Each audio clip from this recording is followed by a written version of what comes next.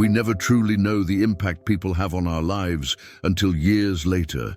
Sometimes, the most profound influence comes from those who believed in us before we believed in ourselves. This is the story of one such relationship between a legendary basketball star and the professor who changed his life. It was an ordinary Tuesday afternoon when Shaquille O'Neal, known to the world simply as Shaq, was scrolling through his social media mentions. Despite his towering 7'1" frame that once dominated NBA courts, these days, Shaq found himself more often hunched over his phone, managing his numerous business ventures and charity initiatives. "Sir, your next meeting starts in 15 minutes. His assistant Denise Strong reminded him, placing a coffee on his desk. "Thanks," Shaq nodded, barely looking up from his phone. After years in the spotlight, he had developed a sixth sense for filtering through the noise of celebrity. Thousands of messages, comments, and tags came his way daily, most seeking something: attention, money, or a moment of fame by association. But one comment stopped his scrolling thumb dead in its tracks. It wasn't addressed to him directly. Rather, it was a reply to a local news article about retirement struggles facing educators. The comment simply read, "My father, Dr. Richard Hines, taught at LSU for 30-plus years, even mentored Shaquille O'Neal. Now at 78, he still works part-time because his pension barely covers medical bills. The system is broken." Shaq stared at the name for a long moment. Dr. Hines.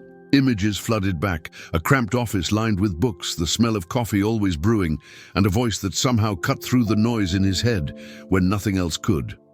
"Cancel my meetings. For the rest of the day," Shaq said suddenly, standing up. Denise looked startled. "All of them? But the call with the network executives, reschedule everything. Something important just came up." 30 minutes later, Shaq sat in his home office, phone pressed to his ear.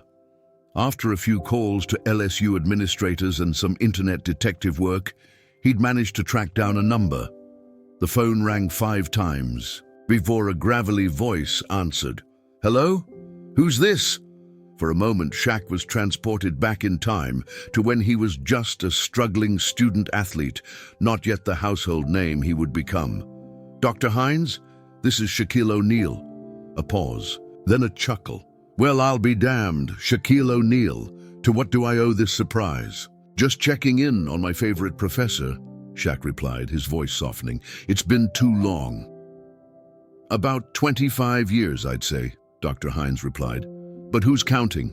They talked for nearly an hour. About basketball, about business, about life.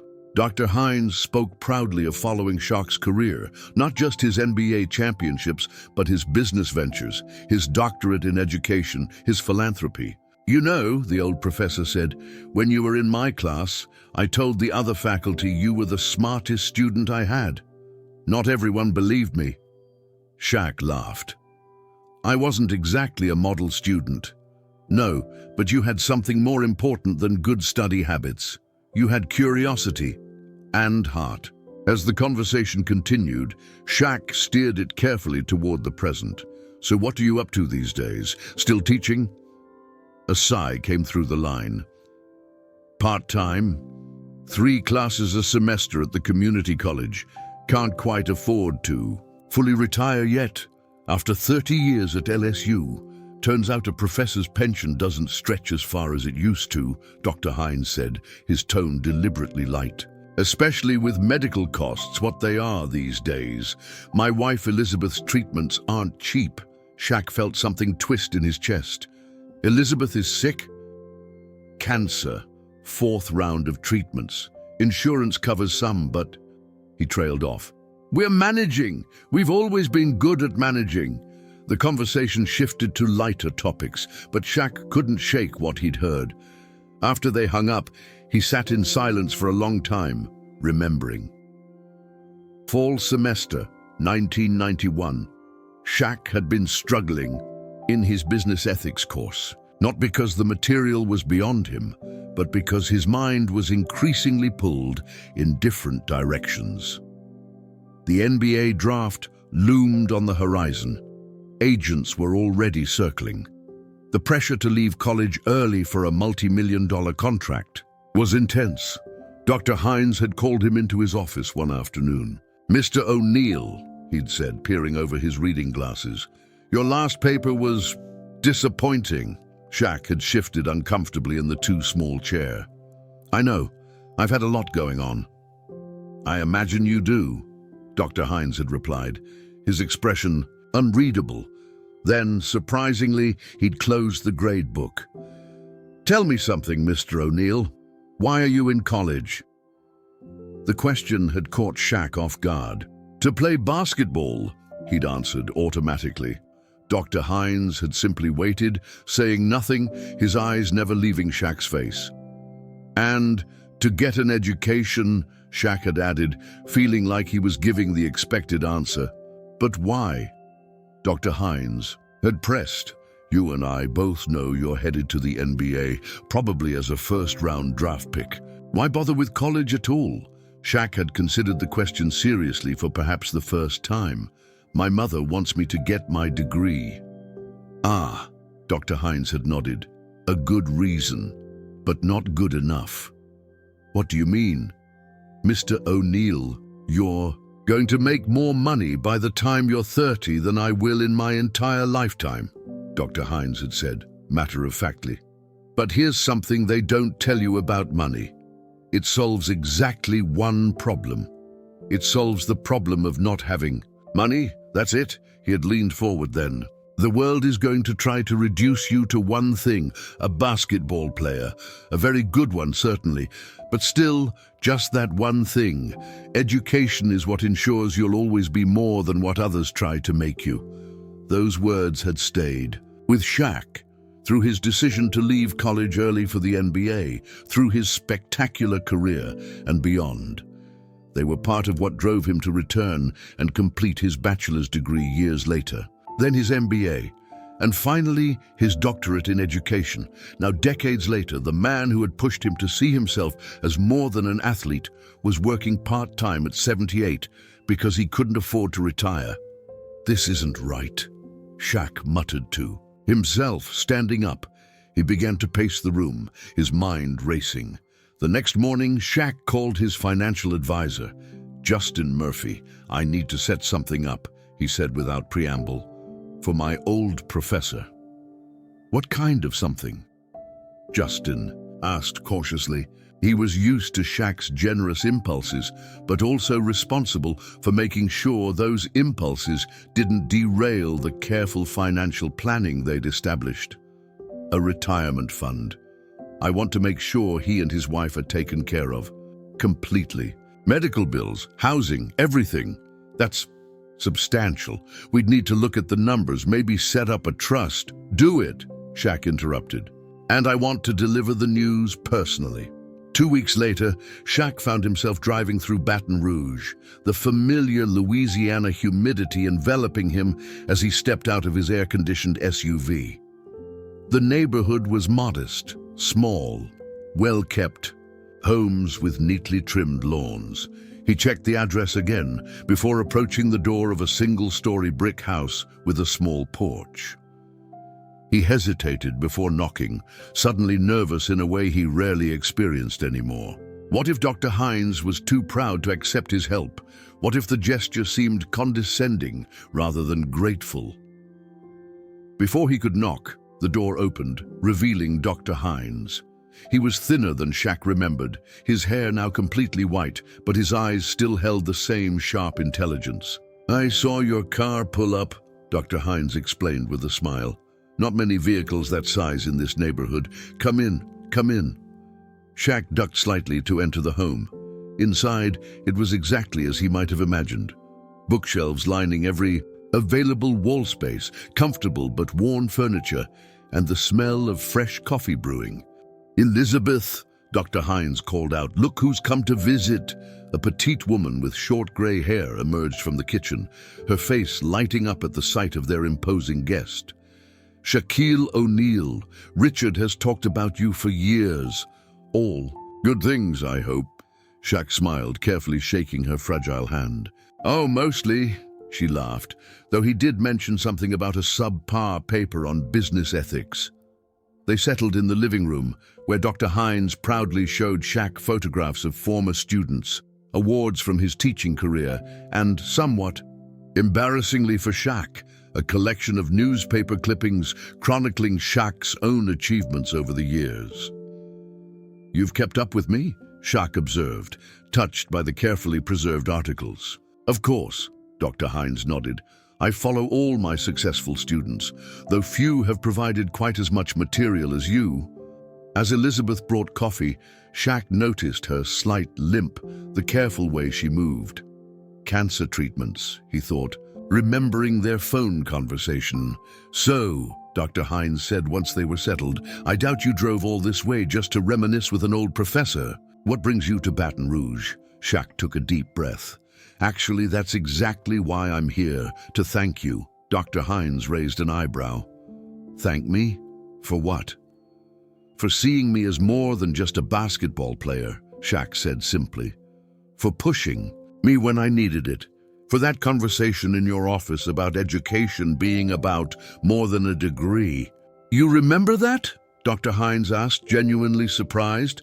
"I've never forgotten it," Shaq replied. "It changed how I saw myself. Maybe even changed the course of my life." Dr. Hines looked down at his coffee cup, clearly moved. "Well, that's what every teacher hopes for, you know, to make that kind of difference."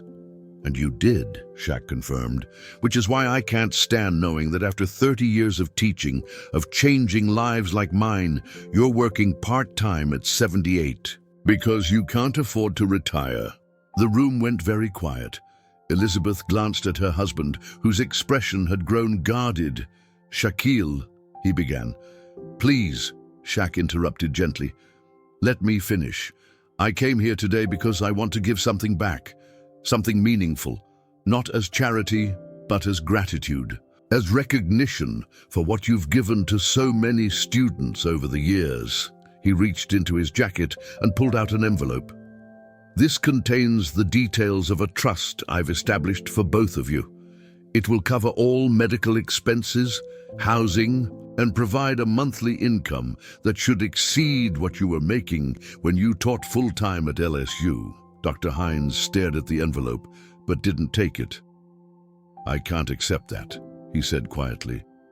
"It's far too much." "It's not even close to enough," Shaq countered. "Do you know what people pay me just to tweet about their products?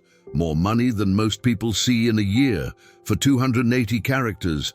Meanwhile, you spent 30 years shaping minds, pushing students to be better than they thought they could be. For a fraction of that." Elizabeth reached over and took her husband's hand.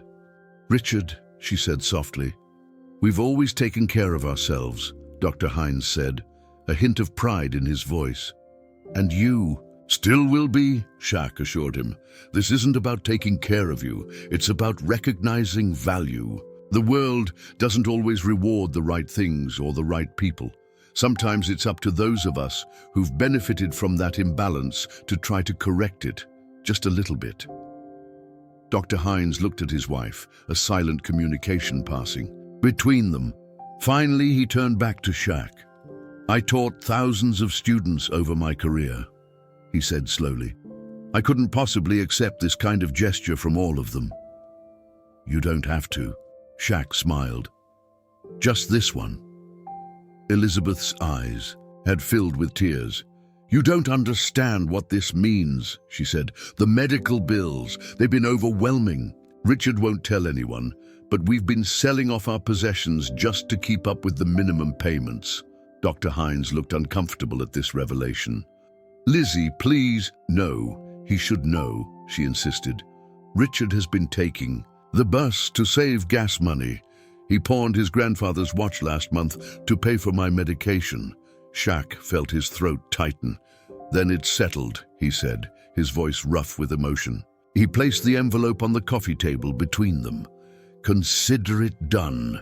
Dr. Hines looked at the envelope for a long moment. Then, with a slightly trembling hand, he reached out and took it. "Thank you," he said simply, his voice thick. Shaq nodded, understanding all that remained unspoken between them. The pride of a man who had given his life to education, now accepting help from a former student. The weight of financial worry lifting after years of quiet struggle.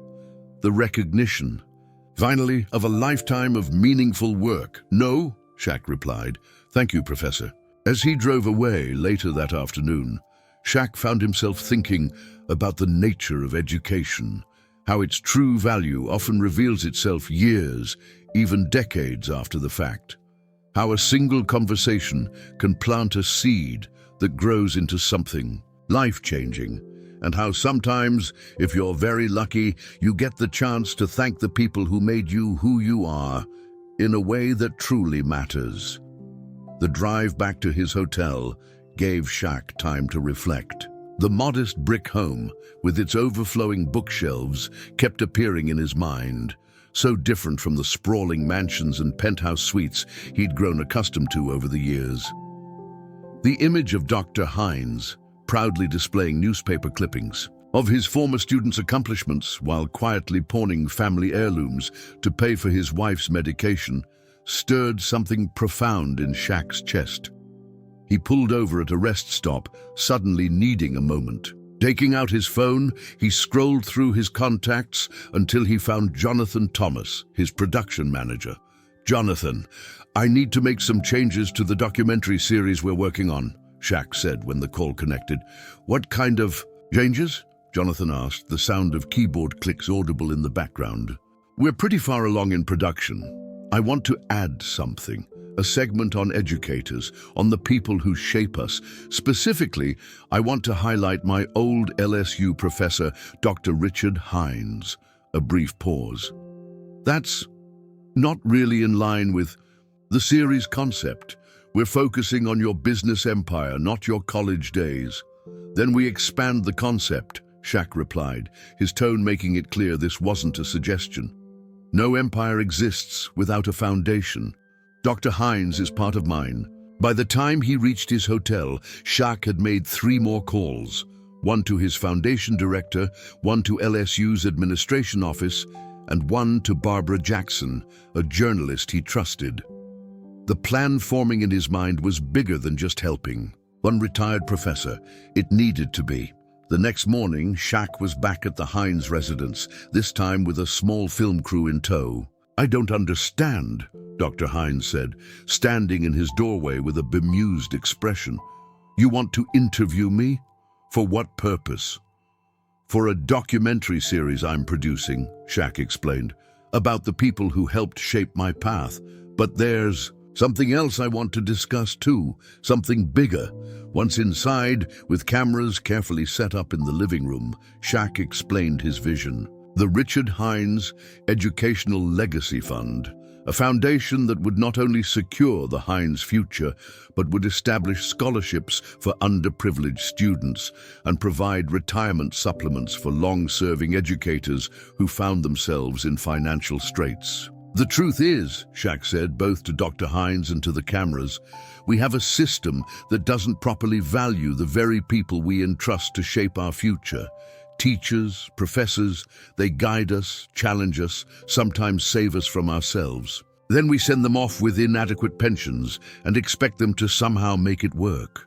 Dr. Hines shifted uncomfortably in his seat. "I appreciate the sentiment, Shaquille, but I'm just one person. There are thousands of educators in similar situations."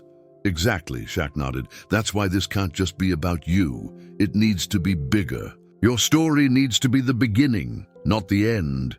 Elizabeth, who had been quietly observing, leaned forward. "What exactly are you proposing, Shaquille?" "I'm proposing to use my platform to highlight this issue, starting with your story. If you're willing to share it, the documentary will be seen by millions. It could help change how we value educators in this country." Dr. Hines considered this. "And you think people will care about an old professor's financial struggles?"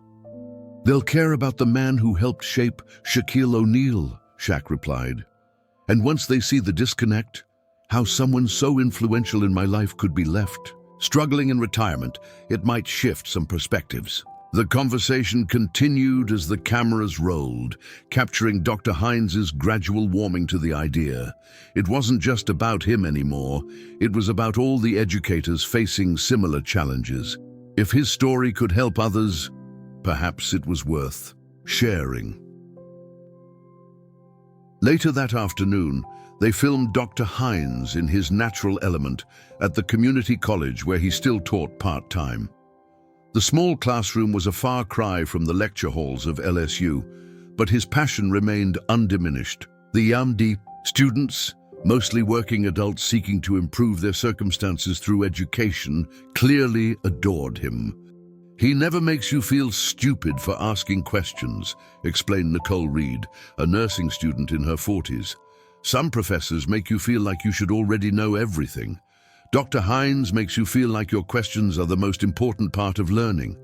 As they wrapped up filming for the day, Dr. Hines pulled Shaq aside. "There's someone I think you should meet, another former student of mine."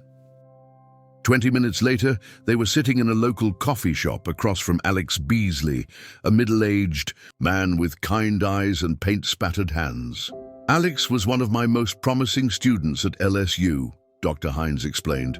"Brilliant mind for business strategy. Now I run a small house painting company." Alex smiled self-deprecatingly. "Not exactly the corporate career path Dr. Hines might have envisioned for me."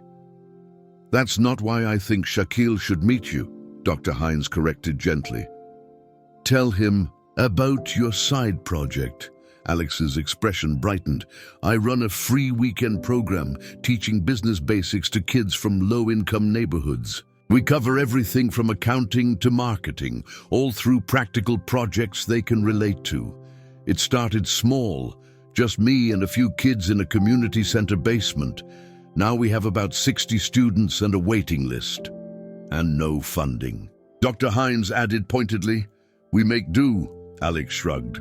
"Most of our materials are donated. I cover the rest out of pocket." Shaq studied the man across from him. "Why do you do it? You could be using those weekends to take on more painting jobs, make more money." "Because of him." Alex nodded toward Dr. Hines without hesitation. 20 years ago, I was struggling in his class. Not because I didn't understand the material, but because I was working 2 jobs just to afford tuition. I was exhausted falling behind, Dr. Hines noticed. He started meeting with me before class, helping me catch up. One day I asked him why he was putting in the extra time. Alex's voice softened with the memory. He told me, "Education isn't just about transferring information from one brain to another. It's about lighting fires that will burn long after the class is over." He invested in me when no one else would. Now I'm just passing that investment along. Shaq felt something click into place. This was exactly what he had been trying to articulate, the ripple effect of one dedicated educator, spreading outward through generations of students who carried those lessons forward. "Your program," Shaq said slowly, "would you be interested in expanding it, with proper funding, proper facilities?" Alex laughed. "Of course, but that's just a dream at this point." "Not anymore," Shaq replied. "I think you just became a core program of the Richard Hines Educational Legacy Fund." The next day was a whirlwind of meetings, with LSU administrators, with financial advisors, with Shaq's foundation team who had flown in overnight. The vision was expanding by the hour. What had started as a personal gesture to help one retired professor was evolving into something much more substantial. "We're looking at a multi-tiered approach," explained Justin Murphy, Shaq's financial advisor, as they gathered around a conference table. "The foundation will have 3 main focuses: retirement support for career educators facing financial hardship, scholarships for students who want to become teachers, and funding for innovative educational programs like Mr. Beasley's business initiative for underprivileged youth." Dr. Hines, who had been invited to these meetings at Shaq's insistence, shook his head in amazement. "This is becoming much larger than I ever anticipated." "That's how change happens," Shaq replied. "It starts small, with one story, one injustice that needs correcting, Then it grows. By the end of the week, the plans were solidifying. Shaq had committed $10 million of his own money to launch the foundation, with a fundraising goal of $50 million within 5 years. LSU had agreed to partner with the initiative, offering facilities and administrative support. Several of Shaq's business contacts had already pledged significant contributions after hearing the early concept. On the final evening before Shaq was scheduled to leave Louisiana, he invited Dr. and Mrs. Hines to dinner at a quiet, upscale restaurant he had completely bought out for the occasion. "I wanted some privacy for this conversation," Shaq explained as they settled at the best table in the house. "No cameras, no teams of people, just us." Over appetizers, they chatted about the whirlwind week, about the foundation taking shape, about the documentary that would help launch it all. "There's one thing we haven't discussed," Shaq said as the main courses arrived. "The foundation needs a director, someone who understands education from the inside, someone with credibility, integrity, and passion." Dr. Hines set down his fork. "Shaquille, if you're suggesting what I think you are, I want you to run it," Shaq confirmed. "Full salary, of course, more than you ever made at LSU, with a proper health insurance package that will cover all of Elizabeth's treatments." Elizabeth reached for her husband's hand. "Richard, that would be impossible," Dr. Hines finished for her. "Shaquille, I'm 78 years old. I don't have the energy to launch and run a major foundation." "You wouldn't be doing it alone," Shaq countered. "You'd have a full staff, the best people I can find. Your role would be more visionary, guiding the mission, ensuring we stay true to the core values. You're the heart of this thing, Dr. Hines. We need you." Dr. Hines looked down at his plate, visibly torn. "I don't know. Consider it a different kind of classroom," Shaq suggested. "One where you can help shape not just individual students, but the very system itself." The conversation continued through dessert and coffee, with Dr. Hines gradually warming to the possibility. By the time they were saying their goodbyes in the parking lot, he had agreed to at least consider the offer. "Take some time," Shaq said. "Talk it over with Elizabeth. This foundation is happening either way, but it would mean everything to have you involved." As they embraced, Dr. Hines whispered, "You know, in all my years of teaching, I never expected anything like this in return." "That's exactly why you deserve it," Shaq replied. 2 months later, Shaq stood on a stage at LSU before an audience of students, faculty, and media. The Richard Hines Educational Legacy Fund was being officially launched, with Dr. Hines himself, who had ultimately accepted the position as Director Emeritus, seated proudly in the front row beside Elizabeth. "Education," Shaq began, "is the most powerful force for change in our society, not just because it transfers knowledge, but because it transfers possibility. It shows us versions of ourselves we might never have imagined on our own." He gestured toward Dr. Hines. "This man saw possibilities in me that I didn't see in myself.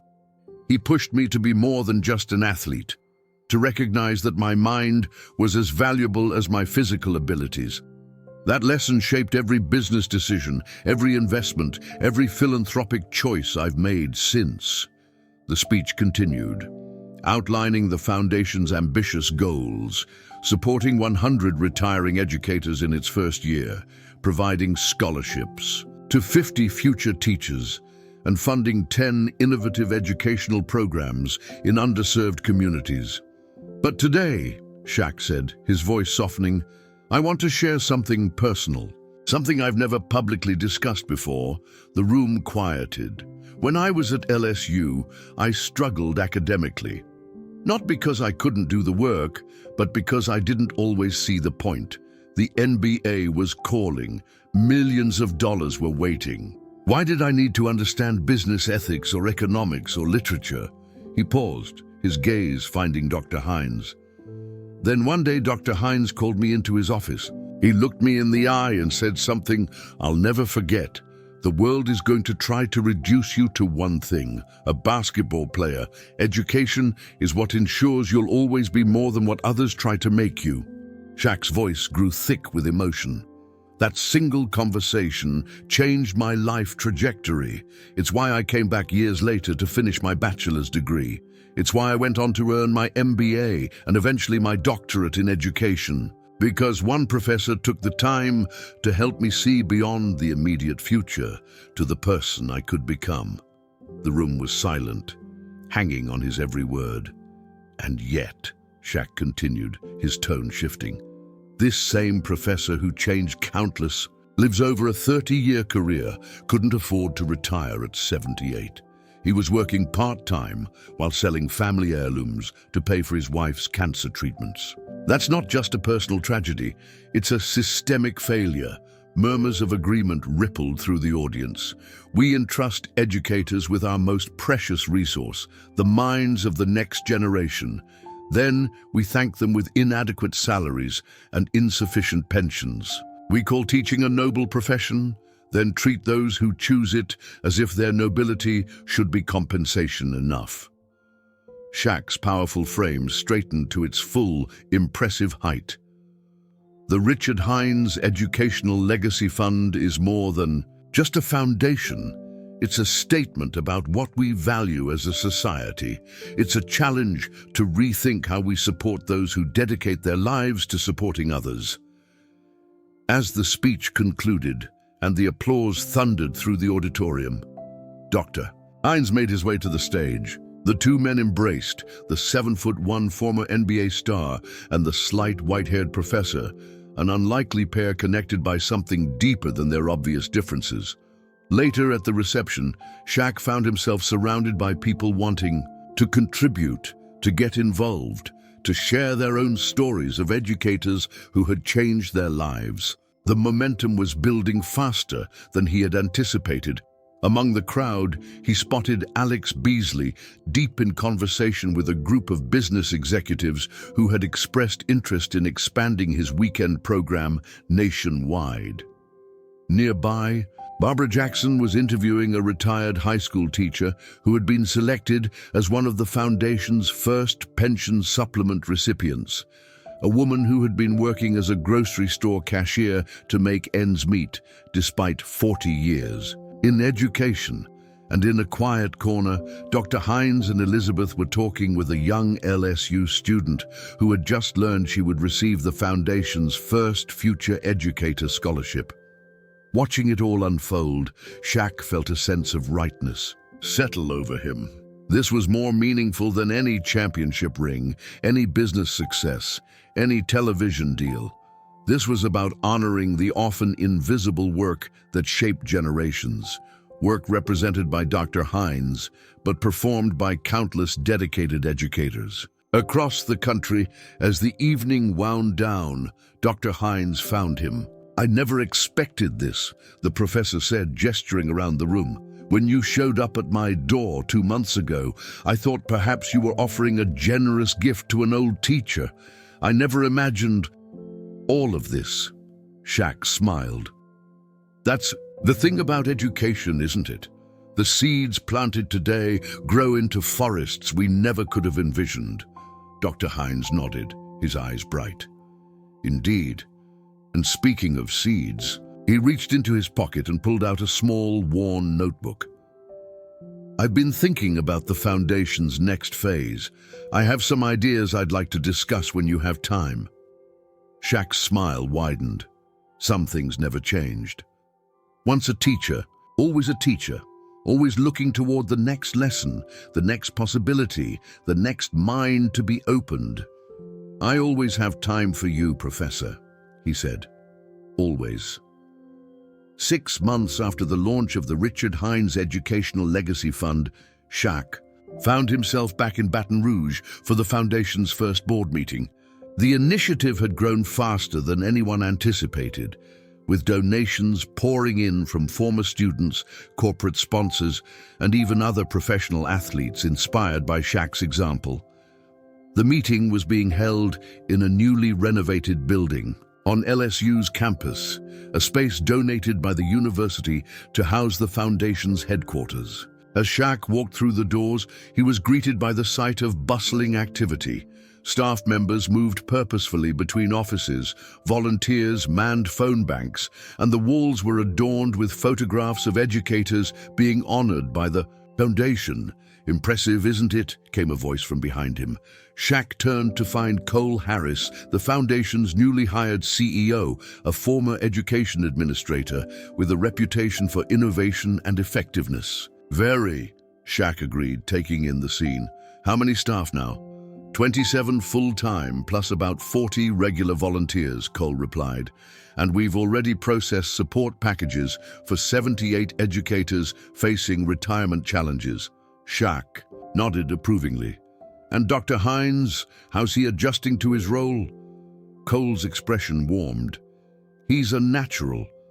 Comes in 3 days a week, mentors the scholarship recipients, reviews program applications. The staff adores him. They call him Professor even though none of them were ever his students." "And Elizabeth? Her health?" "Improving," Cole said. "The new treatment protocol seems to be working. Dr. Hines mentioned her energy levels are much better." Relief washed over Shaq. The private medical concierge service he'd arranged for the Hines family was apparently paying dividends.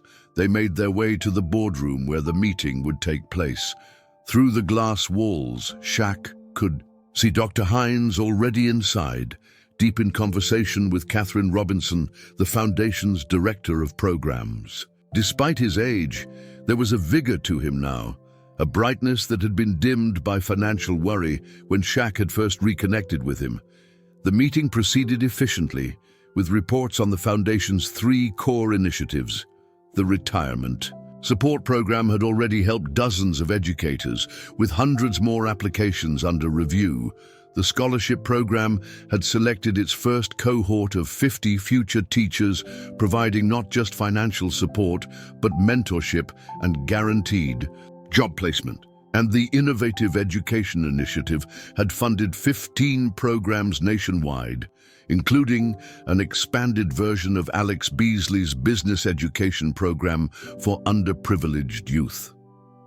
"We're making real progress," Dr. Hines summarized after the presentations concluded. "But there's a challenge I'd like to address." He slid a folder across the table toward Shaq. "We're receiving far more applications for retirement support than we can currently fund. The need is overwhelming." Shaq opened the folder, scanning the statistics inside. 500 applications in the first quarter alone? "And those are just the ones who've heard about us," Dr. Hines nodded. "The reality is, there are thousands of career educators in financial distress. We're helping some, but it's a drop in the ocean." The room fell silent as the scale of the problem sank in. "We need to expand our fundraising," Shaq said finally. "I can commit another 5 million personally, but we need to think bigger." "I have an idea about that," Dr. Hines said, a hint of his old classroom authority entering his voice. "But it requires addressing the root cause, not just the symptoms." He stood and moved to the whiteboard at the end of the room, the professor once again in his element. "What we're seeing is the result of systemic undervaluation of education. As a profession, individual charity, even at this scale, can only help a fraction of those affected. We need policy change." For the next 20 minutes, Dr. Hines outlined an ambitious advocacy arm for the foundation, one that would push for pension reform, better education funding, and improved compensation for teachers at all levels. "It's not enough to rescue drowning swimmers," he concluded. "Eventually, we need to build a better boat." The board unanimously approved the expansion of the Foundation's mission to include advocacy work. As the meeting adjourned, Dr. Hines approached Shaq. "There's something else I'd like to discuss," he said quietly. "Something personal. Do you have time for lunch?" They ended up at a small Creole restaurant a few blocks from campus, a place Dr. Hines mentioned had been a favorite of his for decades. After they ordered, the professor pulled a worn leather portfolio from his bag. "I've been doing some personal organizing since retiring fully from teaching," he began. "Going through old papers, photographs, the accumulation of a lifetime in academia." He opened the portfolio and carefully removed what appeared to be old letters. "I found these. I thought you might find them interesting." Shaq accepted the papers with curiosity. They were letters, dozens of them, addressed to Dr. Hines. As he began to read, he realized they were thank you notes from former students spanning decades. Some were handwritten on yellowed paper, others were more recent printouts of emails. All expressed profound gratitude for Dr. Hines's influence on their lives. "I've kept everyone," Dr. Hines explained, "in the difficult years," and there were many. "These reminded me why I chose education despite the financial sacrifices." Shaq continued reading, moved by the outpouring of appreciation across generations. Then a particular letter caught his eye. The handwriting was immediately familiar. His own from nearly 30 years ago. "I wrote to you," he asked, surprised. Dr. Hines smiled. "After your first championship with the Lakers, I didn't expect you to remember. It was a busy time in your life." Shaq read his own words from the past. "Dr. Hines, you probably don't remember our conversation about being more than what others see in me, but I think about it often. Even with this championship, I'm working to make sure basketball isn't all I am or all I'll be remembered for. Thank you for seeing more. Shaquille O'Neal." "I kept it on my office wall for years," Dr. Hines said softly. "Whenever a student seemed unreachable or a day felt particularly thankless, I would look at that letter and remember why the work mattered." Shaq felt a tightness in his throat. "I don't even remember writing this." "That's often how influence works," Dr. Hines replied. "The moments that change us aren't always the ones we consciously hold on to. They work their way into our foundations, supporting everything we build thereafter." Their food arrived, and the conversation shifted to lighter topics. LSU basketball's prospects for the coming season, the documentary about the foundation that was nearing completion, Dr. Hines's grandchildren who were coming to visit the following month. It wasn't until they were finishing their meal that Dr. Hines brought up what seemed to be the real purpose of their lunch. "There's something I've been wanting to tell you," he said, his tone growing serious. "Something I should have shared months ago when you first showed up at my door." Shaq set down his fork, giving the professor his full attention.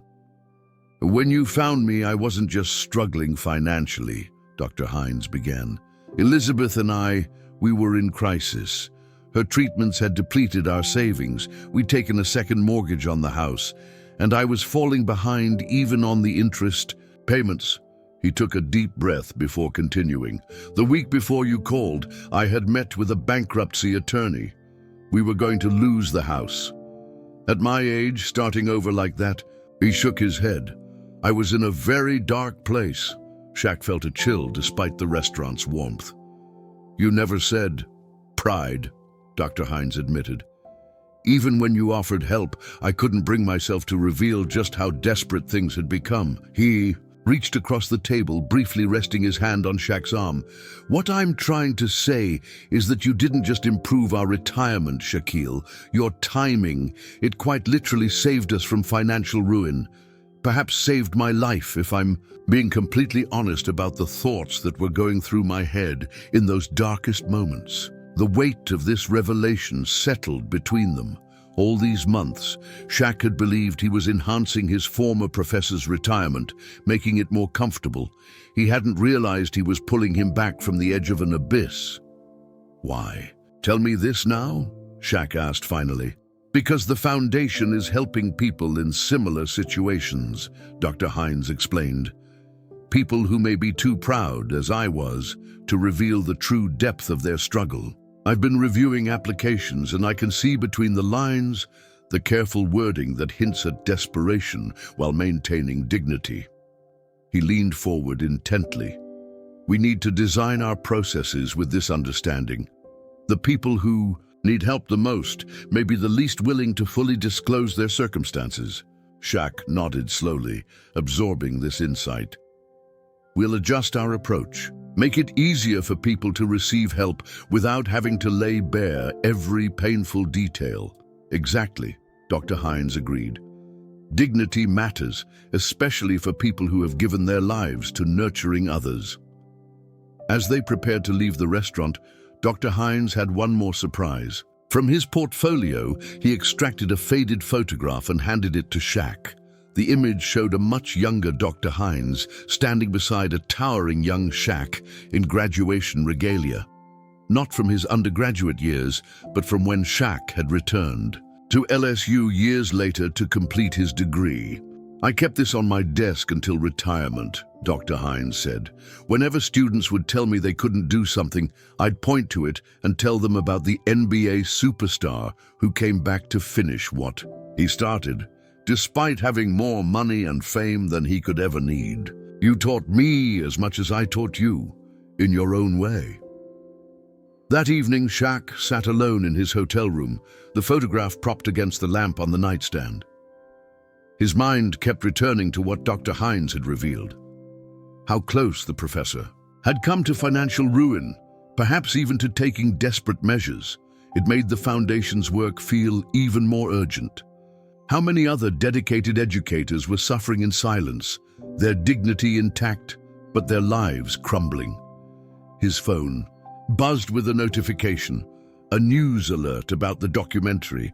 It was scheduled to air the following week on a major network. The promotional materials featured side-by-side images of Shaq at the height of his NBA career and Dr. Hines in his classroom with the tagline, "The MVP you never saw." Shaq smiled at the phrasing. It was perfect, acknowledging the invisible impact of educators like Dr. Hines, who shaped generations without fanfare or million-dollar contracts.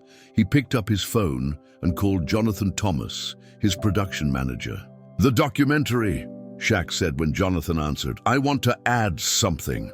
"We're already in final edits," Jonathan protested. "The network has approved the cut." "This is important," Shaq insisted. "I had lunch with Dr. Hines today. There's more to the story. Something that makes the Foundation's mission even more critical." He explained what he had learned about the Hineses' near financial collapse, careful to frame it in a way that preserved the professor's dignity while highlighting the severity of the situation. "We need to include this context," Shaq concluded. "Not the private details, but the reality that educators like Dr. Hines aren't just struggling for comfort in retirement. Some are facing complete financial devastation after lifetimes of service." Jonathan was quiet for a moment. "That's powerful," he admitted finally. "I'll see what we can do. We might need to bring Dr. Hines in for a brief additional interview." "Only if he's comfortable with it," Shaq cautioned. "This isn't about exploiting his story for dramatic effect. It's about illuminating the true stakes." After ending the call, Shaq found himself drawn back to the photograph. The younger version of himself, proudly wearing the graduation cap that seemed too small for his head, grinning beside his professor. He hadn't fully appreciated the significance of that moment at the time, how it represented not just his personal achievement, but the fulfillment of Dr. Hines's deepest professional purpose. That was the thing about true education, Shaq reflected. Its value wasn't always immediately apparent. It revealed itself gradually over years and decades as lessons once abstract became concrete through application and experience. The next morning, Shaq arrived at the Foundation headquarters earlier, than necessary for his scheduled meetings. He found Dr. Hines already there, reviewing scholarship applications in the small office he'd been given. "I've been thinking about what you told me yesterday," Shaq said after they greeted each other, "about your financial situation before the Foundation." Dr. Hines nodded, setting aside the applications. "I hope I didn't make you uncomfortable by sharing that. It wasn't my intention to—" "No," Shaq interrupted gently. "I'm glad you told me. It's changed how I see our work here." He took a seat, across from Dr. Hines. "I spoke with Jonathan last night about adding some context to the documentary, not your personal details, but the reality that educators are facing true financial crises, not just tight budgets." Dr. Hines considered this. If handled with care, that could be valuable. The public sees headlines about teacher salaries, but rarely understands the long-term consequences, especially for those who dedicated their lives to education before. Pension reforms and retirement planning became standard topics. "Exactly," Shaq agreed, "and there's something else I want to propose. A more targeted emergency intervention program within the foundation, one specifically designed for educators in immediate financial crisis." Dr. Hines leaned forward, interest kindling in his eyes. "What are you envisioning?" "A rapid response team," Shaq explained. "For situations where waiting through a standard application process might mean losing a home or defaulting on medical bills. Something with streamlined approval, immediate disbursement capabilities. A financial first responder unit for educators," Dr. Hines mused, warming to the concept. "I like it. We could partner with educators' unions to help identify cases where intervention is most urgently needed." For the next hour, they sketched out the framework for this new initiative, the Richard Hines Emergency Educator Relief Program, or REA. By the time the rest of the Foundation's leadership began arriving for the day's meetings, they had a comprehensive proposal ready to present. As the boardroom filled, Shaq watched Dr. Hines greeting each arrival with genuine warmth, the professor in his element, once again shaping ideas and nurturing potential. The weight that had been visible in his shoulders 6 months ago had lifted. Elizabeth's health was improving. Their financial future was secure.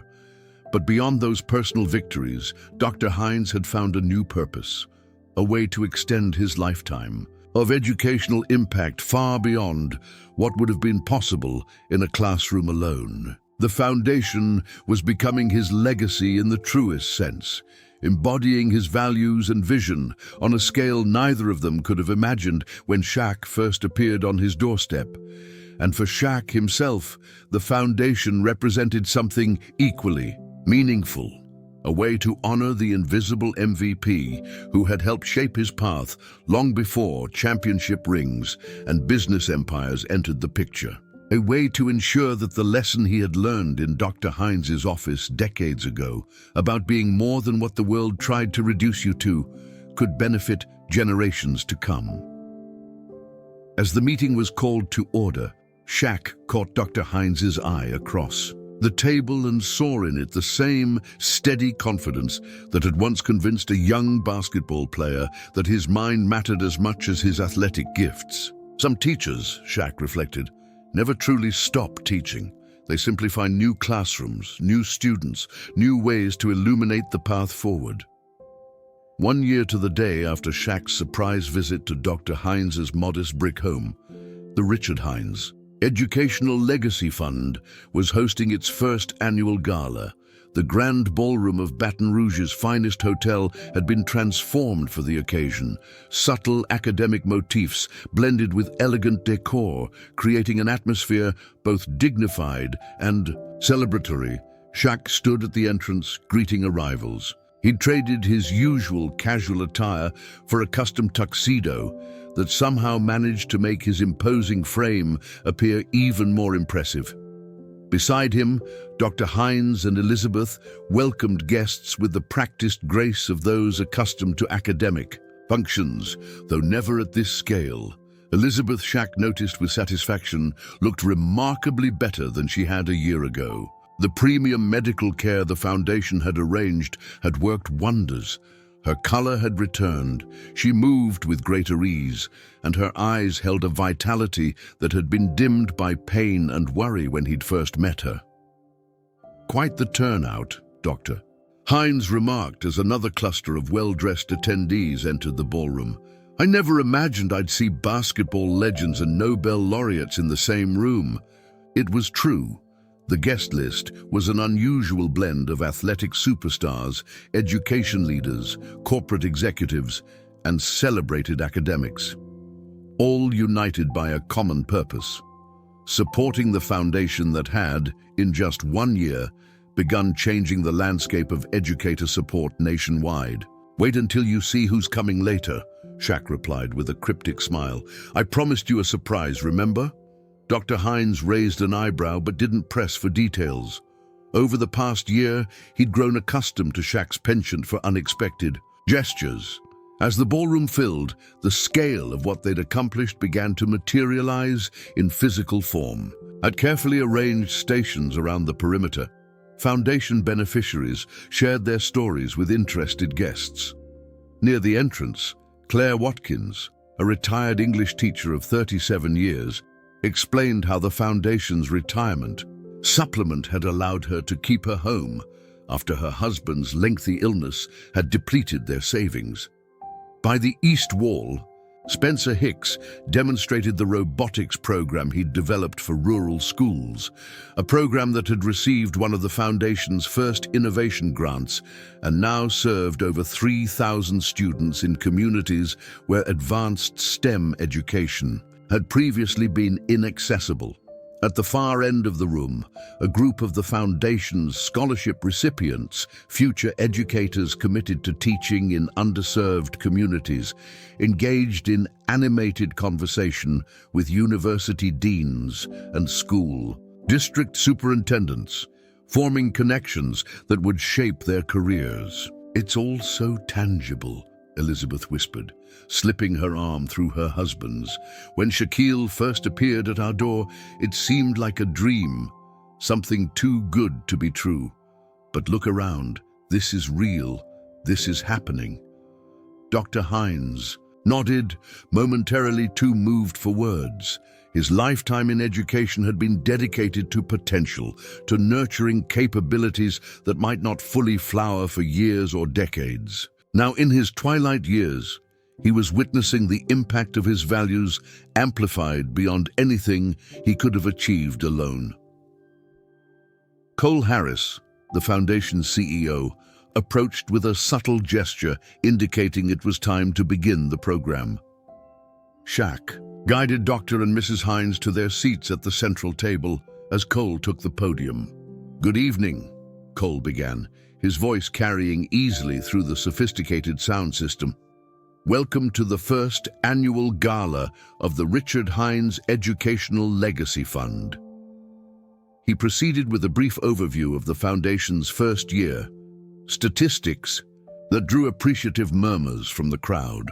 Over 200 retiring educators supported with financial packages, 75 emergency interventions through the RCR program, preventing home foreclosures and medical bankruptcies, 50 future teachers receiving full scholarships and mentorship, 23 innovative educational programs funded in underserved communities. But numbers, impressive as they may be, don't tell the full story, Cole continued.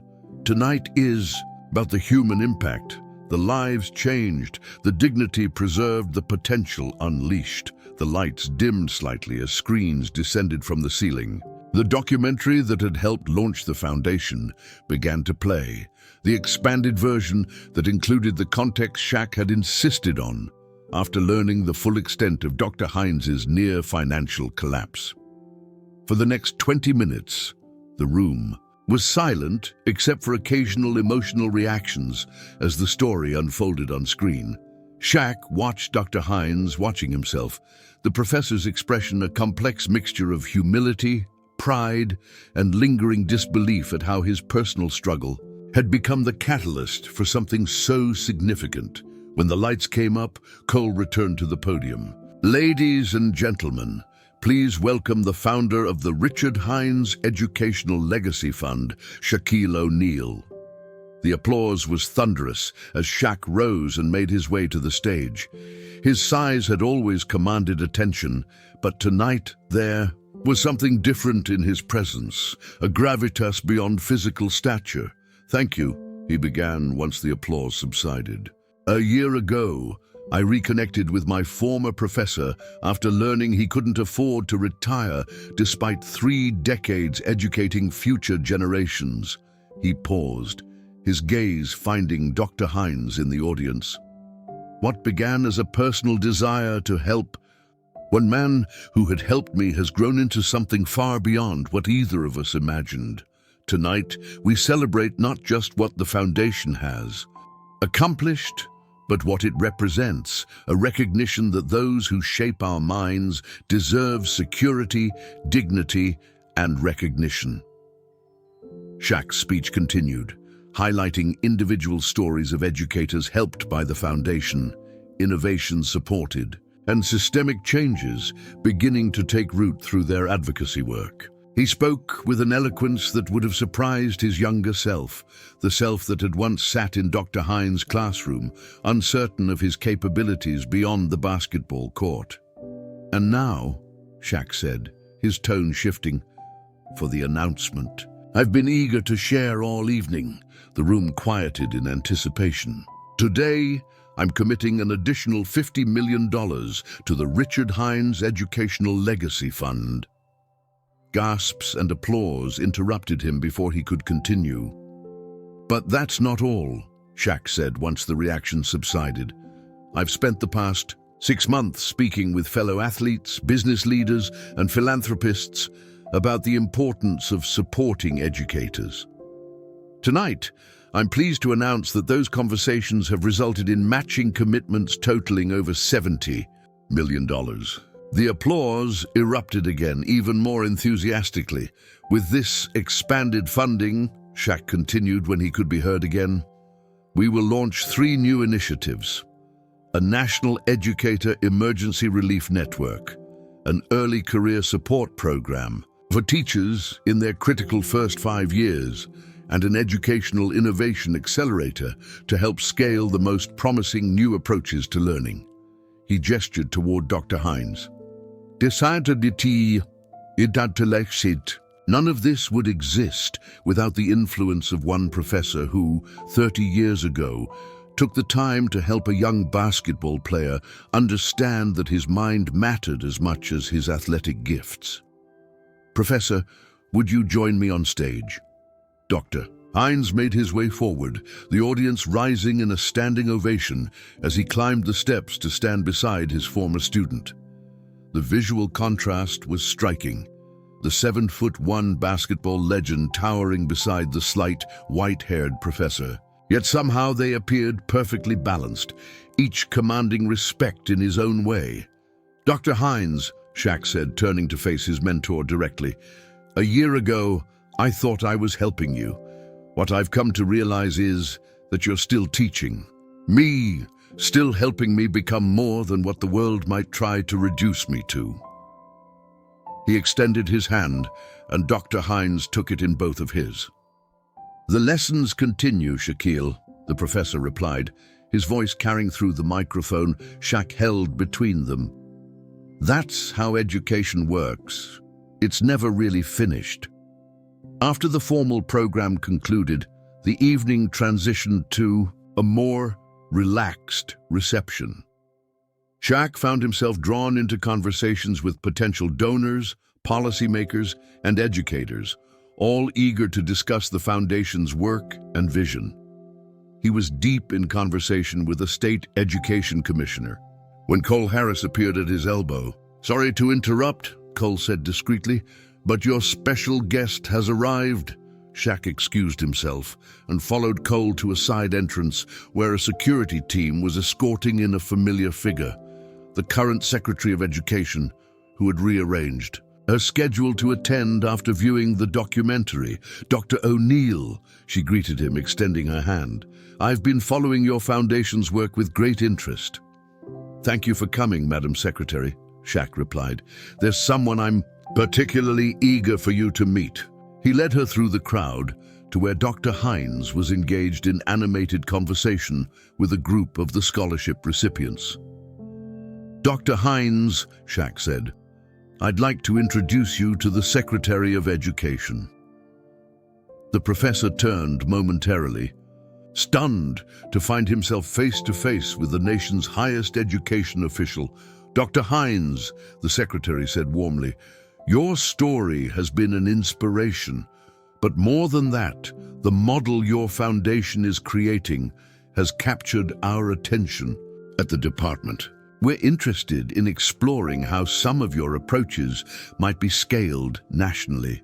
What followed was a 30-minute conversation that ranged from pension reform to teacher recruitment to innovative pedagogical approaches, a conversation that continued even as they were joined by university presidents, philanthropic leaders, and policy experts.